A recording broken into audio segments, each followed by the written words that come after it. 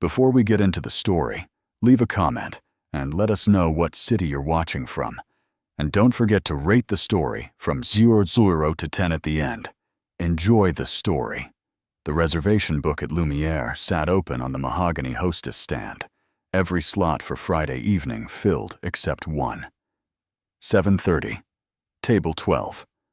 Reserved under the name Harrison. Kayla Wood knew that name. Knew it the way every server in Manhattan's most exclusive French restaurant knew the names that mattered. James Harrison. Billionaire tech mogul. Venture capitalist. The man who'd turned a college dorm room app into a multi-billion-dollar empire before his 30th birthday. He dined at Lumiere once a month, always alone, always at table 12 by the window overlooking the glittering cityscape. He tipped exactly 20%, never more, never less. He ordered the same meal, filet mignon, medium rare, with the bordelaise sauce. No appetizer, no dessert. One glass of Chateau Margaux. He'd finish his meal in exactly 45 minutes, sign the check, and disappear into a black town car that waited at the curb. Kayla had served him exactly twice in her 8 months at Lumiere. Both times, he'd barely looked at her. Both times, she'd received her 20% tip and felt vaguely dismissed, as if she were a piece of furniture that happened to be mobile.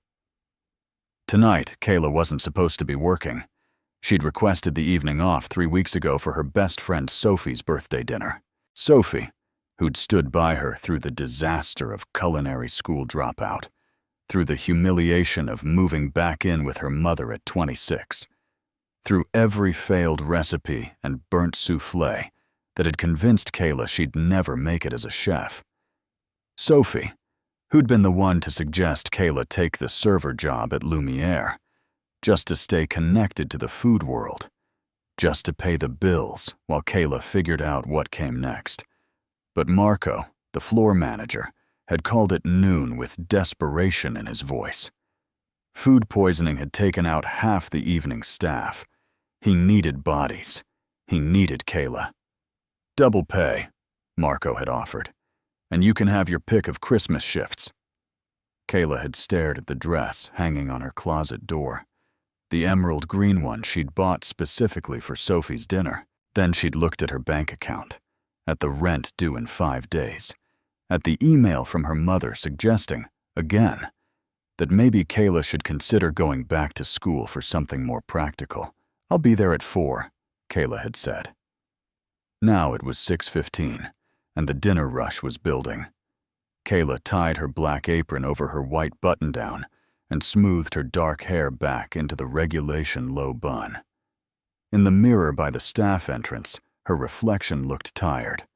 26, with nothing to show for it, except student loan debt and the fading dream of her own restaurant someday. She'd wanted to call it Woods, simple and elegant, a place where food wasn't pretentious, but was elevated, where people came not because they wanted to be seen, but because they wanted to taste something that made them remember why eating could be more than fuel. "Kayla, Section 3 tonight, tables 10 through 15. Marco appeared at her elbow, iPad in hand, stress radiating from every pore.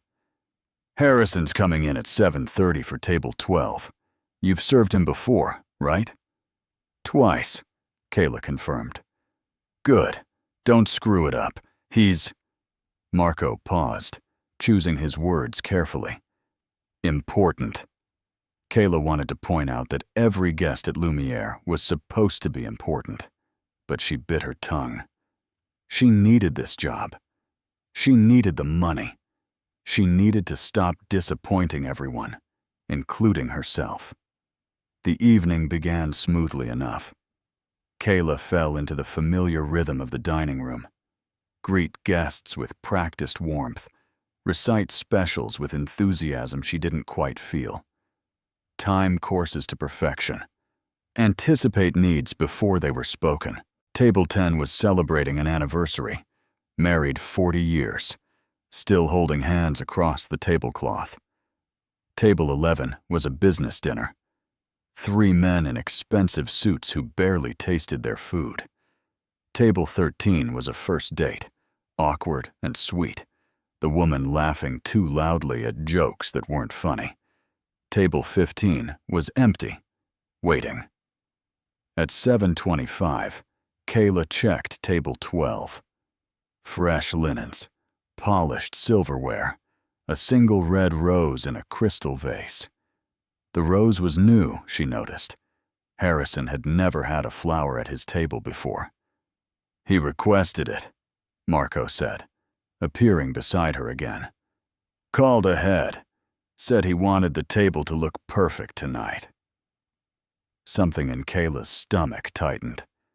James Harrison didn't make special requests. He was a creature of rigid habit, of controlled routine. Is he bringing someone? No. Still a table for one. Marco frowned at his iPad. But he also bought out table 15, paid full price for a 4-top, said he wanted the space next to him to remain empty. That was strange. Lumiere was booked solid on Friday nights, a 6-month wait list for reservations. Buying out an entire table just to keep it empty was the kind of eccentric, wealthy behavior that should have made Kayla roll her eyes. Except something about it felt off. Not eccentric. Sad. At 7:30 exactly, the front door opened. James Harrison stepped into Lumiere, and Kayla's breath caught. She'd seen him twice before, but both times she'd been focused on her job, on not spilling wine or forgetting the specials.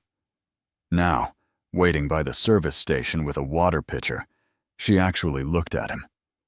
He was tall, probably 6'2", with dark hair that was slightly too long to be corporate, curling at his collar. He wore a charcoal suit that had definitely been tailored, probably in Milan, and a white shirt open at the collar. No tie. His face was all sharp angles, strong jaw, high cheekbones, but it was his eyes that caught Kayla. Gray-blue, like a winter ocean, and profoundly tired. This was a man who didn't sleep enough, who carried weight invisible to everyone around him. The hostess led him to table 12. He nodded his thanks, didn't smile, and sat with his back to the window, so he faced the dining room. That was also new. Usually he sat facing the view. Kayla gave him 2 minutes to settle, then approached with her server smile firmly in place. Good evening, Mr. Harrison. Welcome back to Lumiere. Those gray-blue eyes lifted to hers, and for the first time in their 3 encounters, James Harrison actually looked at her. Really looked. Kayla felt the scrutiny like a physical touch, as if he were cataloging every detail. Her face, her posture, the way her hand gripped the water pitcher. Kayla, he said, and his voice was deeper than she remembered. You remembered my name. Of course. She poured water into his glass with practiced steadiness. Can I start you with your usual Chateau Margaux? No. He set down the menu without opening it. Actually, I need to ask you something, and I need you to be honest with me. Kayla's professional smile faltered. This wasn't how these interactions went. Guests didn't ask servers for honesty. They asked for wine recommendations, or gluten-free options, or whether the chef could accommodate some complicated dietary restriction. Of course, Mr. Harrison. What can I help you with? He leaned back in his chair, and Kayla saw tension in every line of his body. How much would it cost to buy out this entire restaurant for the evening? Kayla blinked. I'm sorry? The restaurant. All of it. Every table. How much would I need to pay to have Lumiere completely to myself for, say, 3 hours? Heat crept up Kayla's neck. This was the kind of question that should go to management, not to a server who made $17 an hour, plus tips. Mr. Harrison, I think you'd need to speak with our general manager about private event bookings. I don't want a private event. I want to eat dinner alone, completely alone, without. He paused, jaw tightening. without people staring at me, without whispers, without feeling like every bite I take is being photographed for someone's social media. His eyes met hers again. I'm willing to pay whatever it costs. I just want one evening where I can eat a meal in peace. There was something raw in his voice, something that cracked through the billionaire veneer and revealed actual human exhaustion underneath. Kayla found herself responding before she thought better of it. I can ask Marco, our floor manager. But, Mr. Harrison, reservations were made months ago. The people here tonight have been looking forward to this. I'll compensate them. Full refund of their reservation fee, plus. He pulled out his phone, fingers flying across the screen. Plus $500 per person for the inconvenience. That should cover a very nice dinner somewhere else. Kayla did the math in her head. Lumiere sat 70 guests at capacity. At $500 per person, that was $35,000 just in inconvenience fees, not counting whatever premium he'd pay to the restaurant itself. The number was obscene. Let me get Marco, Kayla said quietly. She found the floor manager in the kitchen, arguing with Chef Laurent about Table 6's complaint that their duck was too rare. Kayla pulled him aside. James Harrison wants to buy out the entire restaurant. Tonight. Right now. Marco's eyes went wide. What? He wants everyone out. Says he'll pay full compensation to all the guests, plus $500 per person. He wants to eat alone. For a long moment, Marco just stared at her. Then he straightened his tie and headed for the dining room. Stall him. I need to call Philippe. Philippe Marchand was the owner, a third-generation restaurateur who'd inherited Lumiere from his father and ran it with iron-fisted elegance. Kayla had met him exactly once, during her hiring interview, and he'd terrified her with his sharp questions and sharper gaze. The idea of Philippe Marchand making this decision in real time made her stomach clench. Kayla returned to table 12. James Harrison was staring at his phone, but Kayla suspected he wasn't actually reading whatever was on the screen. Marco is consulting with the owner, she said. It may take a few minutes. Thank you. He set down his phone. You think I'm insane? It wasn't a question, but Kayla answered anyway. I think you're having a difficult evening, Mr. Harrison. Something flickered in those tired eyes. You're very diplomatic. I'm a server at a 5-star restaurant. Diplomacy is in the job description. Kayla surprised herself with the dry humor in her voice. She never joked with guests, especially not wealthy ones who could complain and cost her the job. But James Harrison smiled, just a small curve of his mouth, there and gone in a heartbeat, but it transformed his entire face. For a moment, he didn't look like an exhausted billionaire. He looked like someone who'd forgotten what it felt like to find something funny. Fair point, he said. Then his phone buzzed, and the smile vanished. He glanced at the screen, and his jaw tightened. Excuse me. He stood abruptly and walked toward the restaurant entrance, phone pressed to his ear. Kayla watched him go, his shoulders rigid with tension. Through the glass doors, she could see him pacing on the sidewalk, one hand gesturing sharply as he spoke to whoever was on the other end of the call. Marco reappeared at her elbow. Philippe said yes. $25,000 to the restaurant. Plus Harrison covers all the guest compensations. We're shutting down service. Kayla's stomach dropped. You're actually doing this? Kayla, do you know how much press this restaurant could get if James Harrison becomes a regular who books private evenings? Do you know how many billionaires will want the same experience?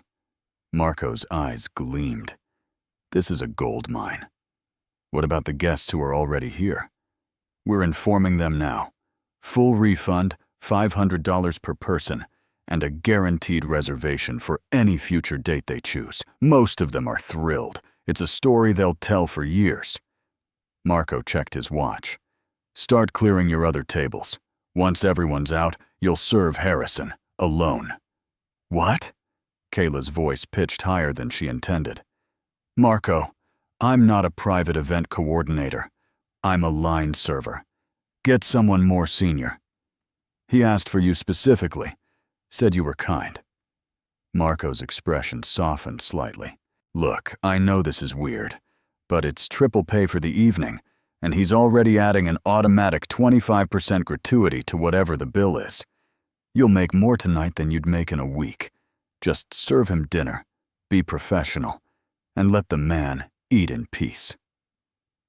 Kayla wanted to argue, wanted to point out that this entire situation was bizarre, bordering on unhinged.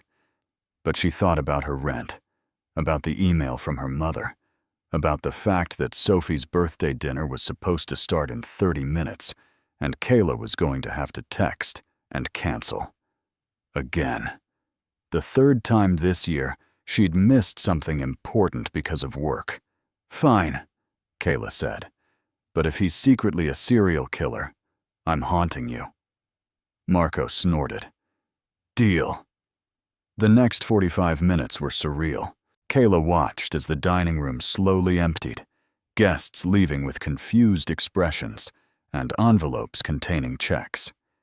The anniversary couple from table 10 looked disappointed until Kayla explained about the $500 compensation. Then they laughed and said they'd take their grandkids to Disney World with the windfall. The business dinner left without a word, barely glancing up from their phones. The awkward first date seemed relieved, as if the interruption saved them from having to admit the chemistry wasn't there. By 8:30, Lumiere was empty, except for essential kitchen staff, and Kayla. The dining room felt cavernous, all those empty tables with their perfect place settings waiting for guests who wouldn't arrive. The lighting seemed dimmer somehow, more intimate. Outside the windows, the city glittered and pulsed with Friday night energy, oblivious to the strangeness happening 40 stories above. James Harrison sat at table 12, still staring at his phone, tension radiating from every line of his body. Kayla approached slowly. Mr. Harrison, we're ready for you now. He looked up, and Kayla saw something flicker across his face. Surprise, maybe, or relief. Everyone's gone? Everyone except kitchen staff and me. You have the entire restaurant to yourself. He stood, glancing around the empty dining room, and for a moment, Kayla saw vulnerability in his expression. Then the mask came down again, smooth and controlled. Thank you. I know this was disruptive. It's certainly the most unusual request I've had in my serving career, Kayla admitted. Can I bring you your usual Chateau Margaux now? Actually, no. I'd like a whiskey. Neat. Your best single malt. He moved back to his chair, but didn't sit. And Kayla, would you mind if I asked you to do something unconventional? Every alarm bell in Kayla's head started ringing. This was how nightmare customer stories began. The empty restaurant, the unusual request, the wealthy man who thought his money bought him anything he wanted. What kind of unconventional? James Harrison had the grace to look embarrassed. Would you sit with me? Just for a few minutes. I promise I'm not. This isn't some creepy proposition. He broke off, running a hand through his hair. I bought out an entire restaurant so I could eat alone.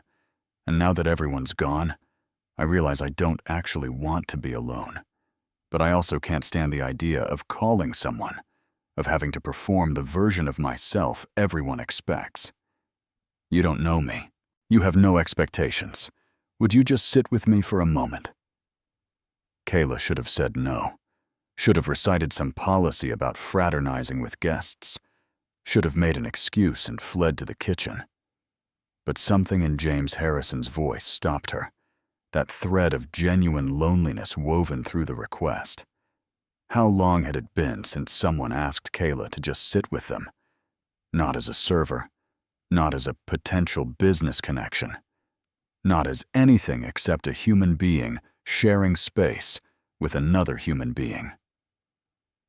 "I'll get your whiskey first," Kayla said finally, "and then we can talk for a few minutes. But Mr. Harrison, I need you to understand that I'm here because it's my job. If at any point this becomes uncomfortable, I'm leaving." "Understood. And please call me James. Mr. Harrison makes me feel like my father." He almost smiled again, and I've been trying very hard not to turn into him. Kayla headed to the bar, her mind spinning. This was either the beginning of the most bizarre shift of her life or the most interesting conversation she'd had in months, possibly both. She poured 2 fingers of Macallan 25 into a crystal tumbler, the amber liquid catching the light. On impulse, she poured a second, smaller measure for herself. If James Harrison wanted unconventional, Kayla would give him unconventional. When she returned to table 12, she set down his whiskey and slid into the chair across from him, her own glass in hand. James raised an eyebrow. "I thought you were working." "I am working, but you bought out the entire restaurant, which means technically there are no other guests to serve, which means I have time for a drink." Kayla lifted her glass. "To unconventional evenings." James's lips twitched. "To unconventional evenings." He clinked his glass against hers, and they both drank. The whiskey burned smooth and warm, expensive in a way Kayla's usual bottom-shelf bourbon never managed. "Tell me something, Kayla. What do you actually think of me?" The question caught her off guard. "I'm sorry? You've served me 3 times now. You're observant. I can tell by the way you anticipate orders, by how you read the table. You've formed an opinion. I want to know what it is." James leaned forward, elbows on the table. "Be honest. You won't get in trouble, I promise." Kayla studied him over the rim of her glass. This was dangerous territory, the kind of honesty that could backfire spectacularly. But something in James's expression made her decide to take the risk. "I think you're exhausted. I think you're lonely. And I think you've built a life where you're surrounded by people but completely isolated, and you have no idea how to fix it." Silence stretched between them. James didn't move, didn't blink, just stared at Kayla with an intensity that made her want to squirm. Then, slowly, he exhaled. "Damn, that's more accurate than it should be." "I'm sorry," Kayla said quickly. "That was too personal. I shouldn't have—" "No, you're right." James took another sip of whiskey. "I have a board meeting tomorrow morning. We're announcing a merger that will make or break the company's next 5 years. I've spent the last 3 months negotiating, strategizing, barely sleeping. And tonight, I realized that if the deal fails, if the company crumbles, I don't have a single person I could call just to talk about it. Not a friend, not family. Nobody who cares about James the person instead of James Harrison the CEO." He laughed, but it sounded hollow. "So I bought out a restaurant because at least here I can pretend I chose to be alone." Kayla felt something crack in her chest. "That's awful." "It's what I signed up for." James swirled the whiskey in his glass. "Success has a price. I knew that going in." "Success doesn't require loneliness," Kayla countered. "Those are separate things that you've convinced yourself are connected." James looked at her sharply. "And you're an expert on success?" The words stung, probably because they hit close to a truth Kayla didn't like examining.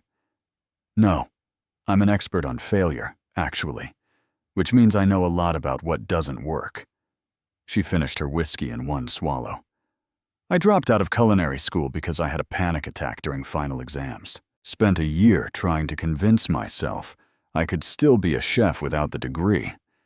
Couldn't get hired anywhere, except chain restaurants, and I burned out in 3 months.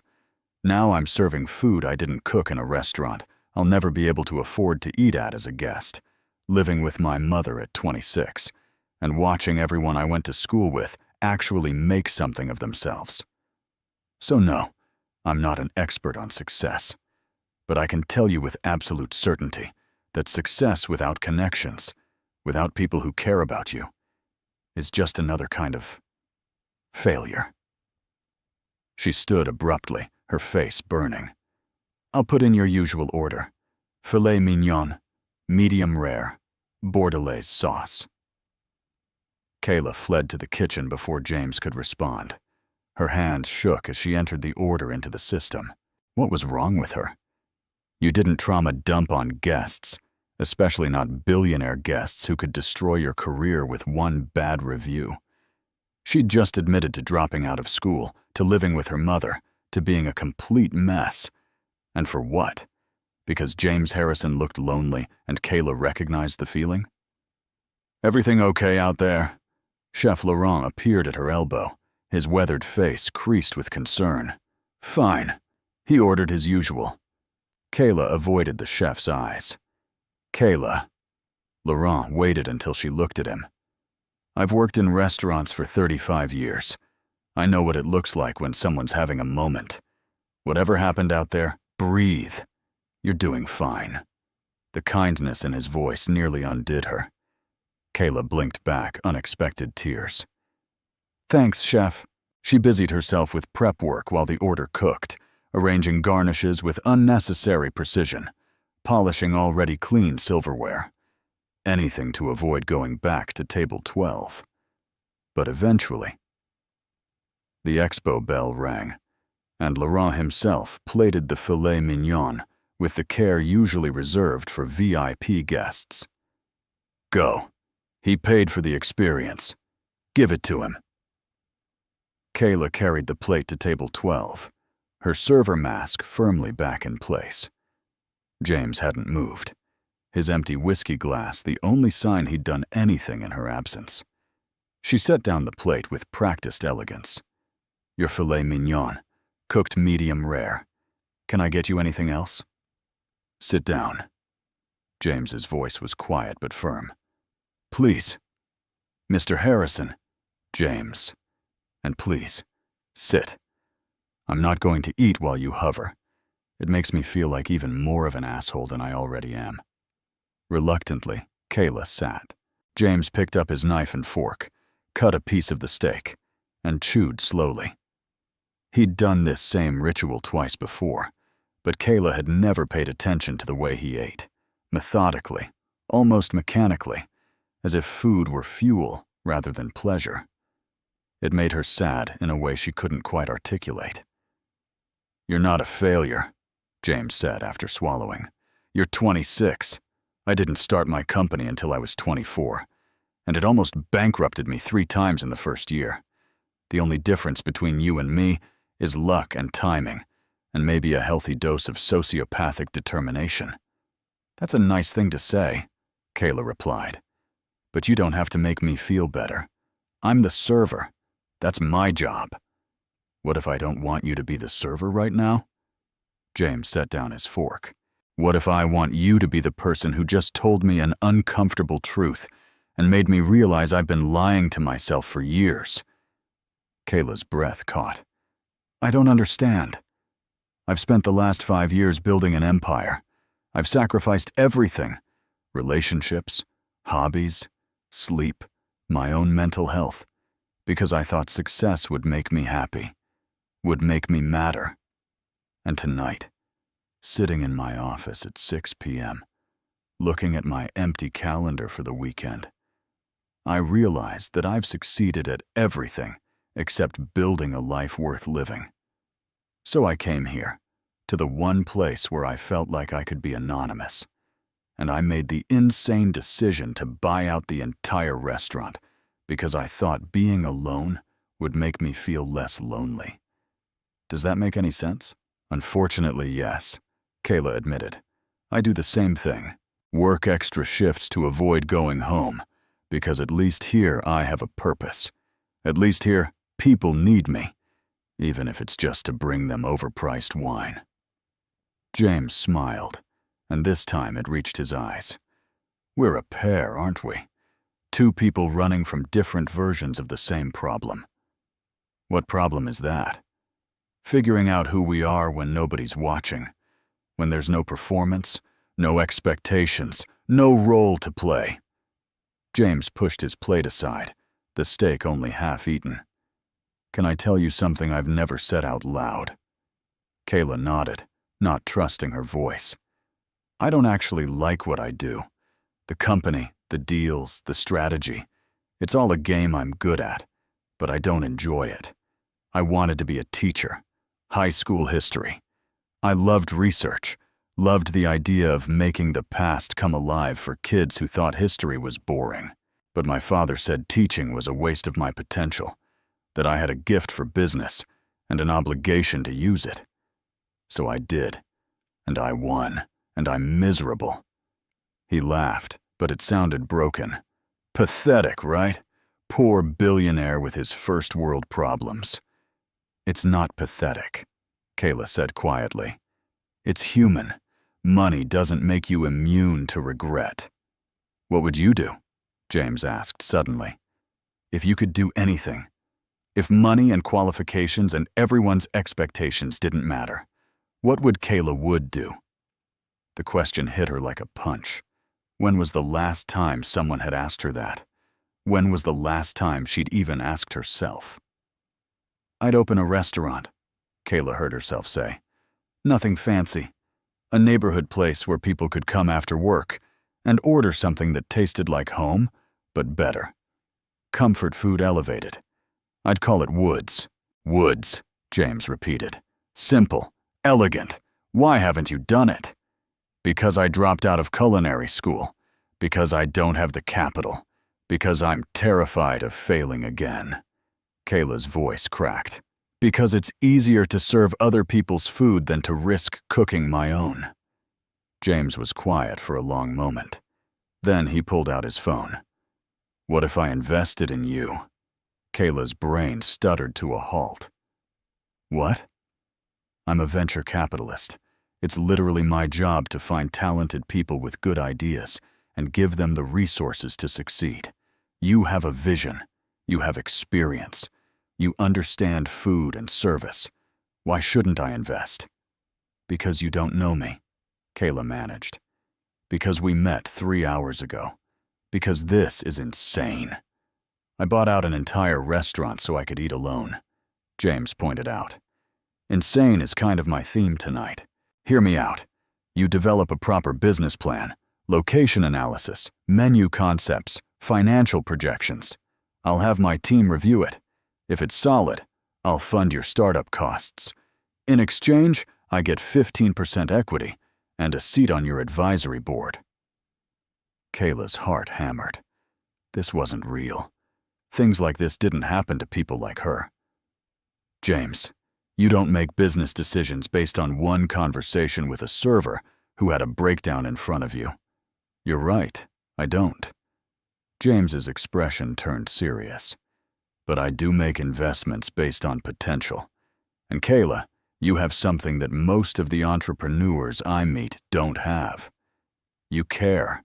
You care about food, about people, about creating something meaningful. That's rare. That's valuable.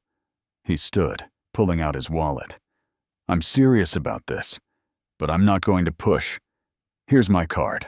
If you decide you want to take the risk, call me. We'll set up a meeting.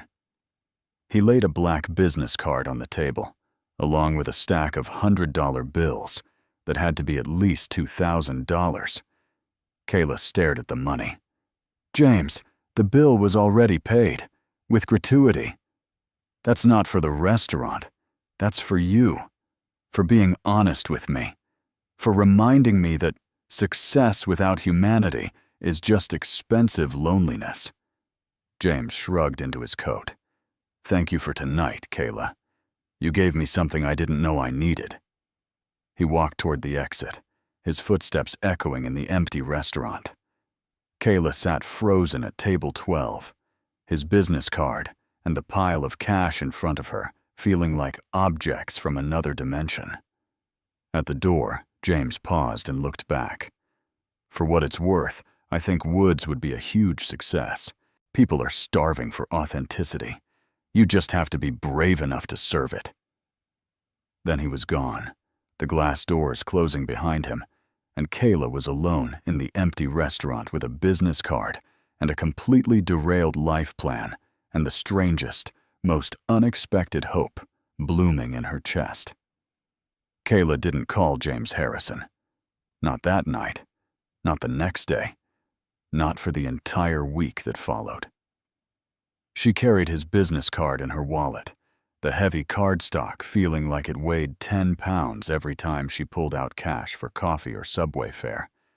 She counted the money he'd left 3 times to confirm it was real. $2,000, more than she made in a month of serving shifts. She deposited it in her savings account and watched the balance tick up to something almost respectable, something that could be the beginning of a real emergency fund, or the seed money for something bigger. Sophie called the morning after the bizarre evening at Lumiere, her voice sharp with worry. "Kayla, what happened? You missed my birthday dinner. Again. You said you'd be there." Guilt crashed over Kayla in waves.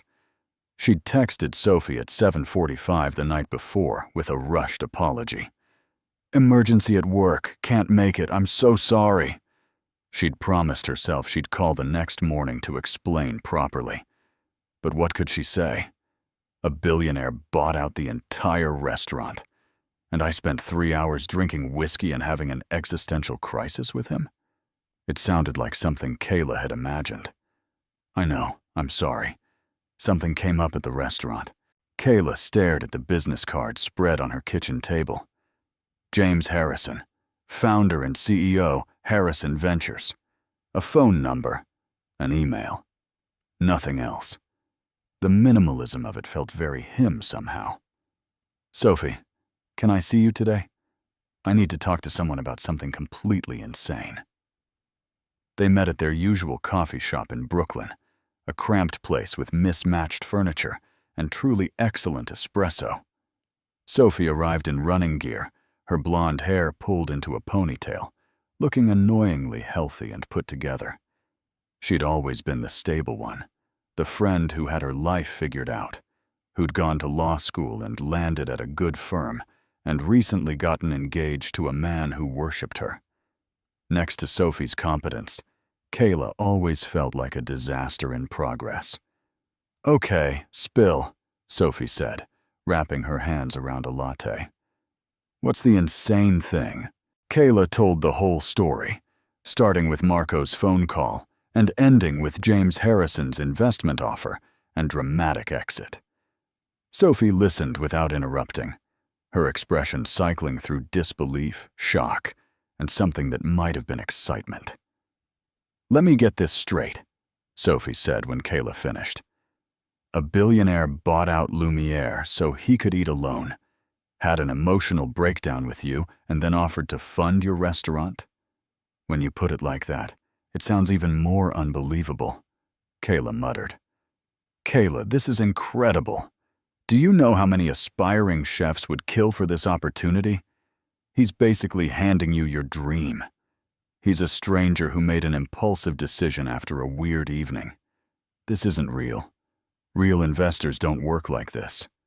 Sophie leaned forward. "Have you looked him up? Have you researched what he actually does?" Kayla shook her head. After James left, she'd been too stunned to do anything except cash out and go home in a daze. The next morning, she'd deliberately avoided Googling him, as if not knowing would make the whole thing less real, easier to dismiss as a fever dream. "Let me fix that." Sophie pulled out her phone, fingers flying across the screen. "Okay, James Harrison, 32, founded App Nexus 6 years ago, sold it for $2.3 billion, now runs Harrison Ventures, which is invested in..." Oh my God, Kayla. He backed that vegan food delivery service that went national, and the Farm-to-Table Collective in Portland, and Bloom, that restaurant app everyone uses. Sophie looked up, eyes wide. He specializes in food industry investments. This is what he does. Kayla's hands went cold. Show me. Sophie turned her phone around. James Harrison's face stared out from a Forbes article titled, "The Venture Capitalist Who Wants to Change How America Eats." He looked older in the photo, more polished, his expression closed and professional. Nothing like the exhausted, vulnerable man who'd sat across from Kayla at table 12. Kayla skimmed the article.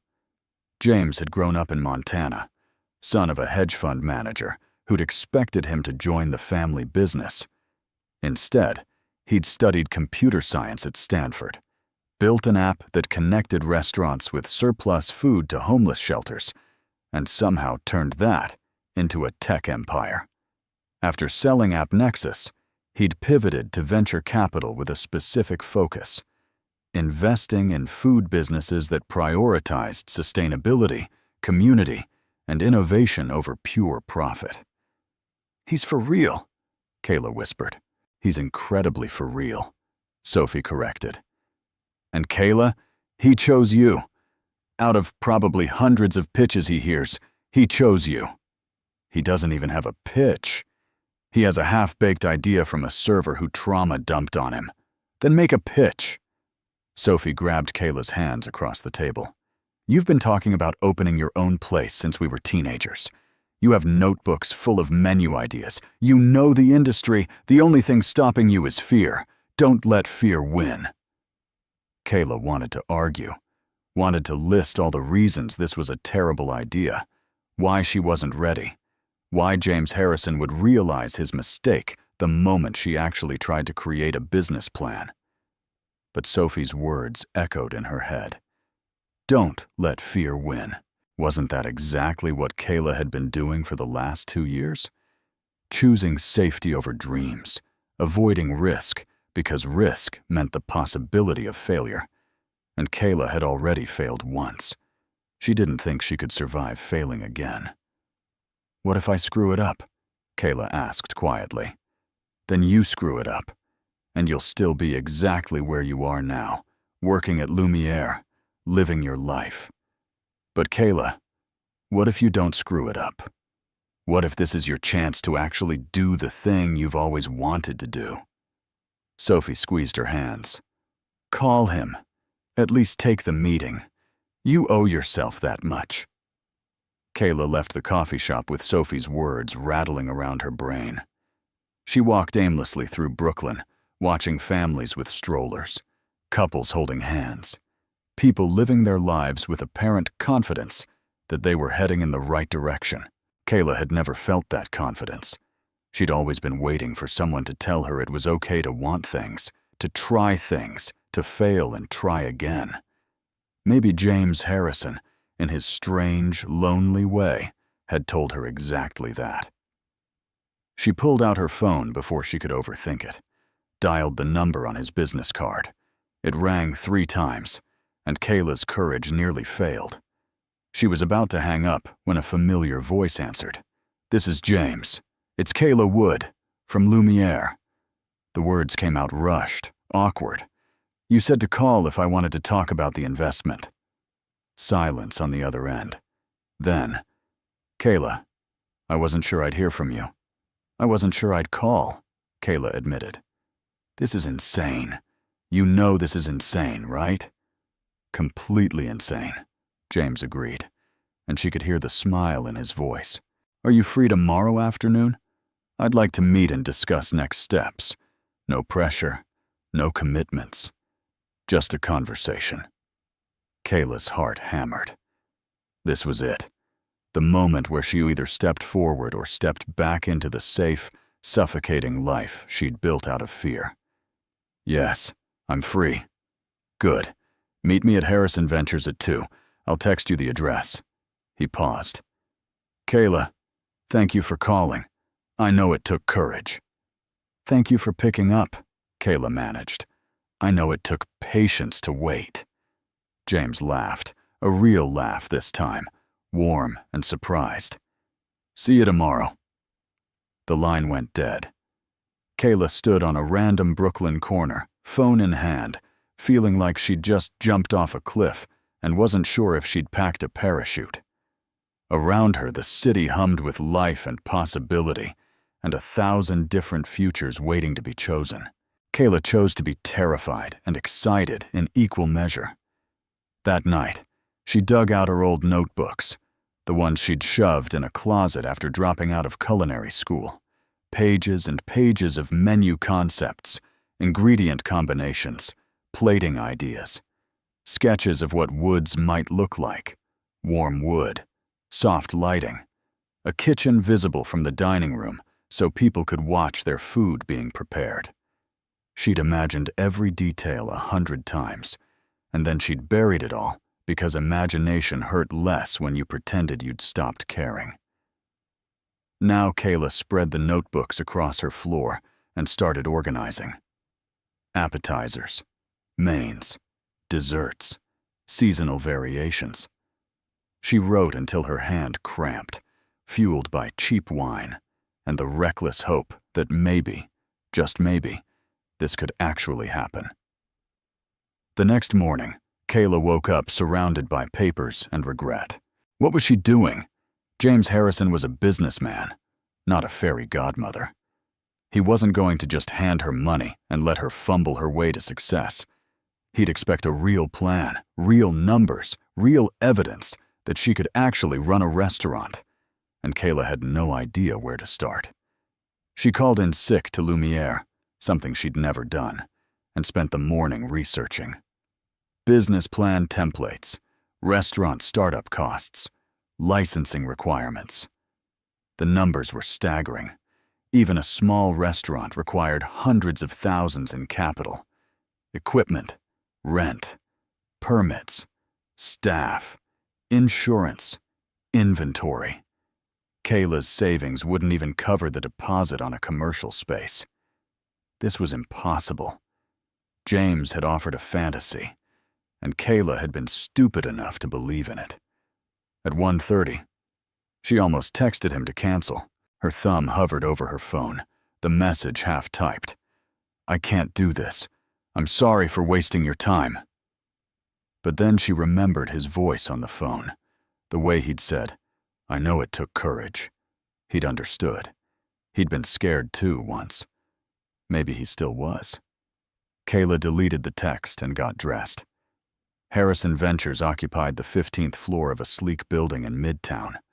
The lobby was all glass and steel, aggressively modern, the kind of place where Kayla felt immediately out of place in her thrift store blazer and Target flats.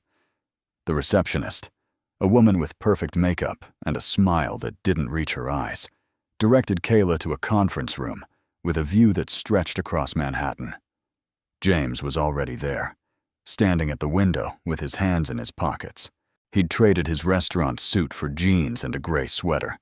More casual, but somehow even more intimidating. He looked like he belonged in this world of glass and steel and impossible views. Kayla felt like an imposter. "Kayla." He turned as she entered, and his expression softened into something almost like relief. "You came. You didn't think I would?" "I wasn't sure. Most people would have decided I was crazy and moved on with their lives." He gestured to the table, where a laptop sat open next to 2 cups of coffee. "I got you a cappuccino, extra foam. I remembered from the restaurant." The small gesture, the attention to detail, made Kayla's throat tight. "Thank you." They sat across from each other, and James slid a folder across the table. "I had my team put together some preliminary research. Neighborhood analysis for potential restaurant locations, demographic data, competitive landscape. I want you to take this home and read through it. But first, I need to understand your vision. Not the business side, just the dream. What does Woods look like in your head?" Kayla took a breath. "It's small, maybe 40 seats. Open kitchen so people can see the cooking process, smell the garlic hitting hot oil, watch the flames. The menu changes seasonally, whatever's fresh and local. Comfort food, but elevated. Think braised short ribs with creamy polenta, or roasted chicken with brown butter carrots. Nothing that requires tweezers to plate. Nothing pretentious. Just food that makes people feel taken care of. She paused, feeling heat in her cheeks. And every Sunday, we do family dinners. Long communal tables. Fixed menu, one price. Anyone can come, even if they can't afford it. We cover the cost with Friday and Saturday premium service. James was quiet, his gray-blue eyes fixed on her face. Why? Why what? Why the family dinners? That's not a profit center. Most investors would tell you to cut it. Kayla met his gaze. Because food is about more than profit. It's about connection. About sitting around a table with strangers and realizing you're all just people trying to get through the week. My mom used to do Sunday dinners when I was a kid, before my dad left and everything fell apart. She'd invite neighbors, co-workers, random people from church. Our house would smell like roasting meat and fresh bread, and for a few hours, everything felt okay. I want to give people that feeling. Okay, James said simply. Then we make sure the business model supports it. Kayla blinked. Just like that? You're not going to tell me it's sentimental and impractical? It's both those things, James agreed. It's also what will make Woods different from every other neighborhood restaurant in New York. People don't just want food, Kayla. They want meaning. You're offering both. He opened his laptop. Here's what I'm thinking. We start small. Pop-up residencies at existing venues. Test menu concepts. Build a following. Use that to gather data. Refine the vision. Prove demand. Then we look for a permanent location. Timeline: 12 months from concept to grand opening. Budget: $750,000 for the full build-out and first-year operating costs. $750,000. Kayla felt dizzy. That's a lot of money to risk on someone with no track record. I'm not risking it on someone with no track record. I'm investing it in someone with vision, talent, and the courage to walk into my office despite being terrified. James leaned forward.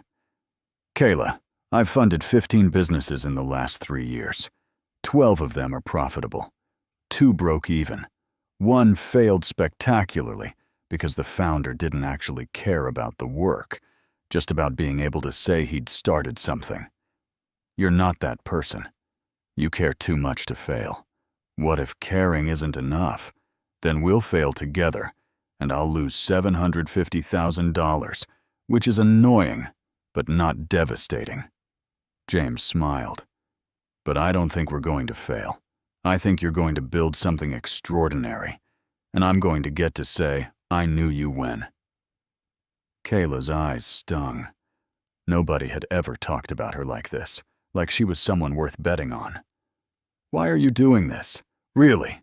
And don't tell me it's just a business investment. You don't need my 15% equity. James was quiet for a long moment. Then he closed his laptop and met her eyes.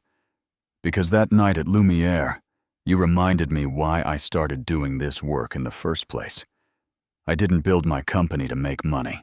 I built it because I wanted to solve problems, to create things that mattered. Somewhere along the way, I forgot that. I got caught up in the metrics, the exits, the next deal. You reminded me that the point isn't success, it's meaning. And I want to help you build something meaningful, because maybe if I do, I'll remember how to find meaning in my own life. The honesty in his voice cracked something open in Kayla's chest. You're not what I expected. Neither are you, James said. I expected a server who would thank me politely and never call. Instead, I got someone brave enough to tell me uncomfortable truths, and then brave enough to walk through the door, even though it scared her. So what do you say, Kayla Wood? Are you ready to build something together? Kayla looked at the folder on the table, at the laptop with its financial projections, at James Harrison with his tired eyes and unexpected faith in her. She thought about Sophie saying, "Don't let fear win." She thought about her mother's Sunday dinners, about the dream she'd buried in a closet, about the person she wanted to become. "I'm ready," Kayla said. "Let's build Woods." James's smile was like sunrise, bright and genuine, and worth every moment of terror that had led Kayla to this room. He extended his hand across the table. "Partners?" Kayla shook his hand, his grip warm and steady. "Partners." The next 6 months were a whirlwind. Kayla quit her job at Lumiere despite Marco's protests, burned through her savings on recipe testing and ingredient sourcing, and threw herself into building Woods with an intensity that scared her. James was there every step of the way, not as a distant investor, but as an active partner. He connected Kayla with commercial real estate agents, introduced her to other restaurateurs in his portfolio, sat through dozens of menu tastings, and gave brutally honest feedback. "This risotto is good," James said during one testing session in Kayla's cramped apartment kitchen. "But it's not Woods. It's technically perfect, which makes it boring. Where's the twist? Where's the thing that makes me think about this dish when I'm trying to fall asleep at night?" Kayla wanted to throw the wooden spoon at him. Instead, she thought about what he'd said. Woods wasn't about perfection. It was about heart. She remade the risotto with brown butter and crispy sage, added a whisper of lemon zest, and toasted pine nuts. When James tasted it, his eyes closed. "That's Woods," he said. "That's the one." They started with a pop-up residency at a wine bar in the West Village, 4 nights a week, limited seating, prix-fixe menu. Kayla cooked in a kitchen the size of a closet with 1 assistant and a prayer. The first night, 6 people came. The second night, 15. By the 4th week, they were sold out a month in advance, and food bloggers were calling Woods' pop-up the best-kept secret in Manhattan. James came to every service, sitting at the bar with a glass of wine, watching Kayla work. He never interfered. Never offered unsolicited advice, just observed with those sharp eyes that missed nothing. Afterward, they'd debrief over coffee at an all-night diner. Kayla exhausted and exhilarated, James scribbling notes about what worked and what didn't. "You need to stop apologizing to customers," James said one night. "Every time you bring out a dish, you say, 'I hope this is okay.' It undercuts your authority. You're the chef. You're not hoping anything. You're delivering an experience you've crafted. Own it." "I'm not used to being in charge," Kayla admitted. "At Lumiere, I was just the person bringing other people's creations to the table. You're not at Lumiere anymore. You're Kayla Wood, and people are paying to eat your food because it's yours. Start believing that." It was harsh, but not unkind. The kind of feedback that pushed Kayla to be better without crushing her. She stopped apologizing. She started making eye contact when she presented dishes, explaining her choices with confidence instead of uncertainty. The customers responded, leaning in, asking questions, treating Kayla like the artist she was becoming. On a Wednesday in March, James called Kayla to his office. She showed up straight from a morning at the farmer's market, her hands still smelling like fresh thyme and her jeans dusted with flour. The receptionist tried to hide a smile as Kayla tracked dirt across the pristine lobby. James was in the conference room again, but this time he wasn't alone. A woman in her 50s sat at the table, elegant and sharp-eyed, with silver hair and an expression that suggested she suffered no fools. "Kayla, this is Patricia Rowland. She owns the building on 10th Avenue that we've been watching." Kayla's heart stopped. The building on 10th Avenue was perfect. Corner location, big windows, the bones of an old pharmacy that could be converted into exactly the kind of intimate dining space Kayla had dreamed about.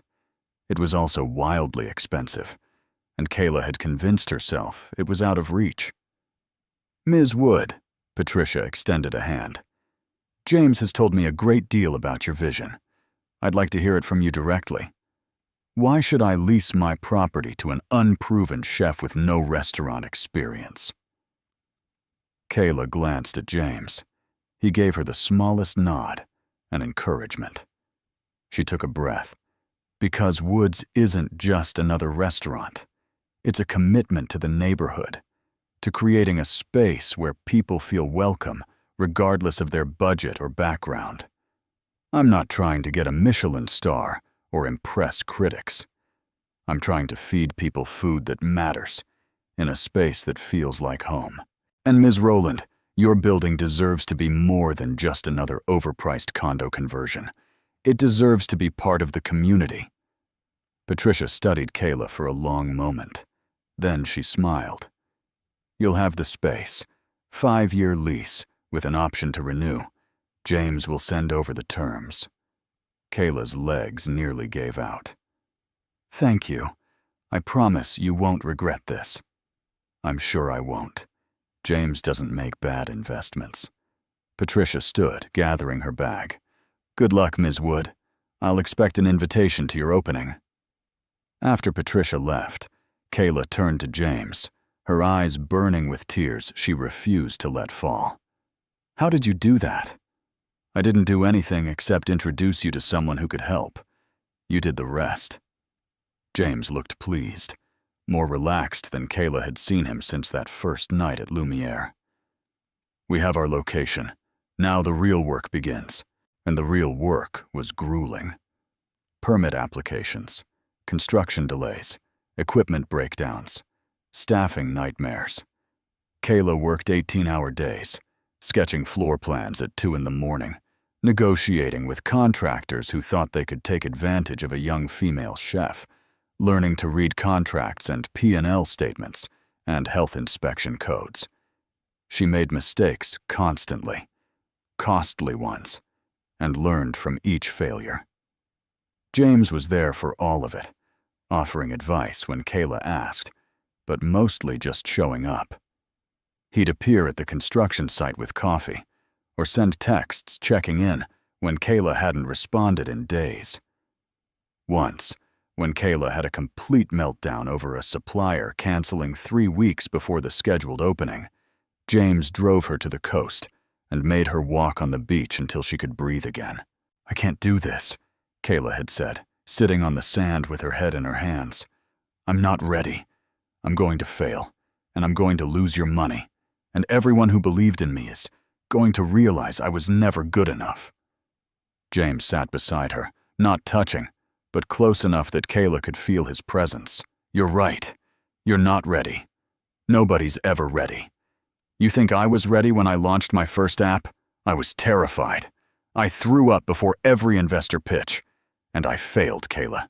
3 times. 3 complete, expensive failures before App Nexus took off. And you know what I learned? Failure doesn't mean you're not good enough. It means you're trying something hard enough to be worth failing at." Kayla looked at him, at the expensive clothes and confident posture that hid the person underneath. "Do you still get scared?" "Every single day," James admitted. "But I've learned that fear and excitement feel almost identical. The trick is deciding which one you want to listen to." Kayla chose excitement. She went back to the city, reworked her supplier contracts, and kept building. Woods opened on a Friday in May, exactly 12 months after that strange night at Lumiere. The dining room was packed, 40 seats filled with friends, family, investors, food writers, and neighborhood residents who'd watched the transformation from abandoned pharmacy to warm, glowing restaurant. Kayla's mother sat at a corner table, tears streaming down her face, holding Sophie's hand. Marco from Lumiere had sent a massive floral arrangement with a card that read, Knew you were special. Prove me right. Kayla stood in the open kitchen, her chef's whites crisp and her hands steady, and cooked the most important meal of her life: pan-seared scallops with brown butter and capers, braised short ribs over creamy polenta, roasted chicken with herbs and carrots that tasted like childhood and safety. Each plate left the kitchen perfect, and Kayla felt, for the first time in her life, like she was exactly where she was supposed to be. James sat at the bar, his usual spot, watching Kayla with an expression she couldn't quite read. Pride, maybe, or satisfaction, or something else. Something softer that made Kayla's chest feel too full. At the end of service, after the last guest had left and the staff was cleaning up, James approached the kitchen. "Walk with me?" They stepped outside into the May night, the air soft and full of city sounds. Kayla's feet ached, her back hurt, and she'd never been happier. "You did it," James said. "Woods is real." "We did it," Kayla corrected. "I couldn't have done this without you." "You could have. It would have taken longer, and the path would have been different, but you would have found a way. You're too stubborn to give up." James smiled. "I'm proud of you, Kayla." The words settled around Kayla like a blanket, warm and unexpected. "Thank you. For everything. For that insane night at Lumiere. For believing in me. For not giving up when I was ready to." "Thank you for calling me back," James said quietly, "for giving me a reason to care about something again." They stood in the soft glow of Wood's front windows, two people who'd met by accident and built something on purpose. Kayla thought about the woman she'd been a year ago, scared and stuck, and convinced she'd already missed her chance. She thought about James, buying out a restaurant just to feel less alone. They'd both been lost, in different ways, and somehow they'd found each other at exactly the right moment. "What happens now?" Kayla asked. "We've launched. The restaurant's open. What's next?" James looked at her, and Kayla saw something shift in his expression, the careful investor mask slipping to reveal the person underneath. "Honestly, I have no idea. For the first time in years, I don't have a 5-year plan.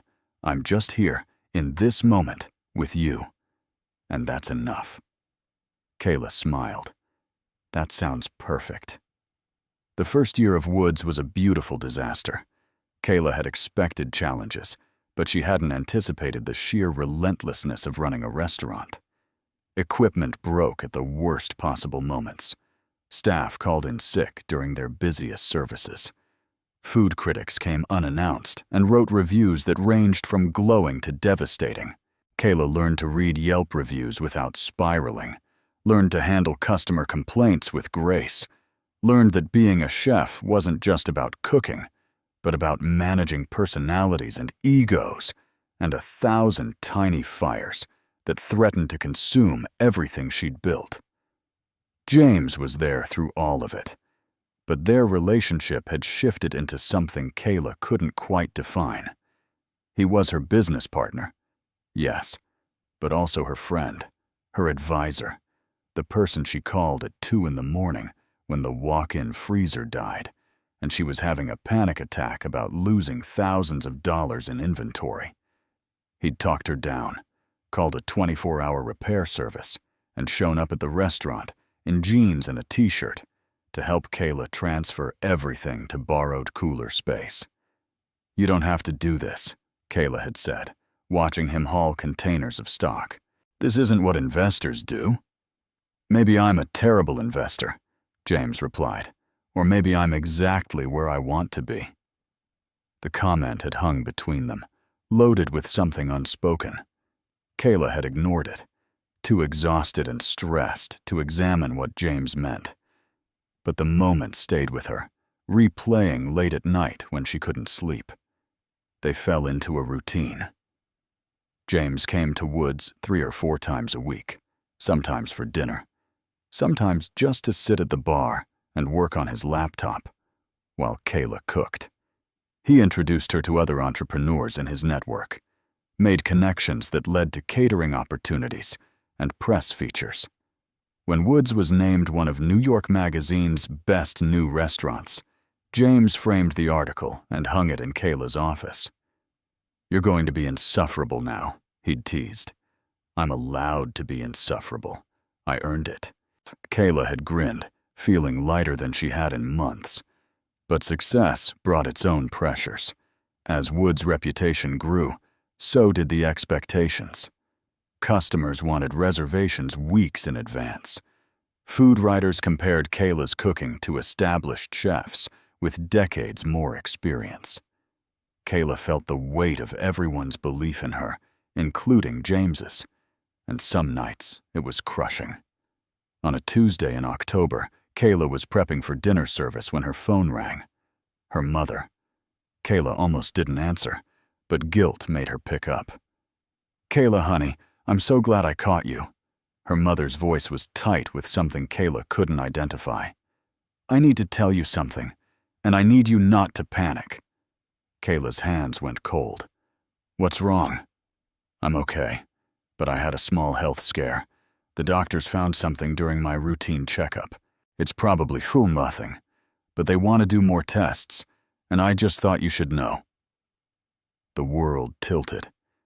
Kayla's mother was only 54, healthy as far as Kayla knew, the kind of woman who power walked every morning and grew her own vegetables. "What kind of something?" "A mass in my lung." "Kayla, I don't want you to worry. The doctors are very optimistic, but I wanted you to hear it from me, not from your brother." Kayla's brother was a cardiologist in Boston, responsible and serious, and everything Kayla wasn't. Of course he already knew. Of course he'd been the one their mother called first. "When are the tests?" "Next week." "Kayla, I don't want this to disrupt your life. You have the restaurant. You're finally doing something important." "You're important," Kayla said, her voice breaking. "Mom, you're the most important. I'll be there for the tests. I'll take time off." "You can't just take time off. You're the chef." "I'll figure it out." Kayla was already mentally rearranging the kitchen schedule, planning what she could prep in advance. "Mom, I'm coming. End of discussion." After she hung up, Kayla stood in her quiet kitchen, the familiar space suddenly feeling foreign. Her hands shook. Her mother might be sick, really sick, and Kayla had been so consumed with the restaurant that she'd barely spoken to her in months, too busy for weekly calls, canceling Sunday visits because of work. She called James without thinking. He answered on the second ring, his voice warm and familiar. "Kayla, what's wrong?" How did he always know? Kayla told him about her mother, the words tumbling out in a rush. James listened without interrupting, and when Kayla finally fell silent, he said, "I'll cover your shifts, whatever you need." "James, you can't cook." "Then I'll find someone who can. Kayla, family comes first. Always. Woods will survive a week without you." His voice gentled. "Your mother needs you. Go be with her." Kayla closed her eyes. "Thank you." "Call me when you know more," James said. "And Kayla, she's going to be okay. But even if she's not, you're going to get through this. I promise." Kayla flew to Boston the next day, leaving Woods in the capable hands of her sous chef and a series of detailed instructions that probably bordered on obsessive. Her mother met her at the door of the small house where Kayla had grown up, looking thinner than Kayla remembered, but smiling. "You didn't have to come," her mother said, pulling Kayla into a hug. "Yes, I did." Kayla held on tight, breathing in her mother's familiar scent of lavender and bread. "You've been there for every disaster in my life. I'm here for this." The next week was a blur of doctor's appointments and waiting rooms and medical jargon, that Kayla struggled to understand. Her brother flew in from his practice, all efficiency and clinical detachment, and Kayla wanted to shake him. This was their mother, not a case study. But she bit her tongue and let him ask the practical questions, while Kayla held their mother's hand. The biopsy results came back on a Thursday. Benign, not cancer. A scare, nothing more. Kayla's mother cried with relief, and Kayla joined her, all the fear she'd been holding back pouring out in messy, grateful sobs. "You can go back to your restaurant now," her mother said that evening over dinner. "Stop worrying about me." "I'm always going to worry about you," Kayla replied. "And Mom, I'm sorry I've been so absent. The restaurant isn't more important than you." Her mother reached across the table and squeezed Kayla's hand. "The restaurant is your dream. I want you to chase it. I'm proud of you, honey. So proud. But promise me something. Anything. Promise me you'll let yourself be happy. Not just successful, but happy.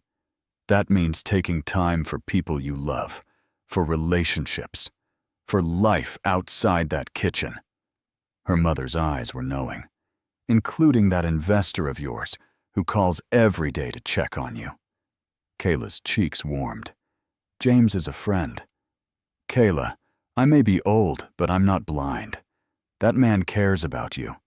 And unless I'm very wrong, you care about him too." Kayla wanted to deny it, but what was the point?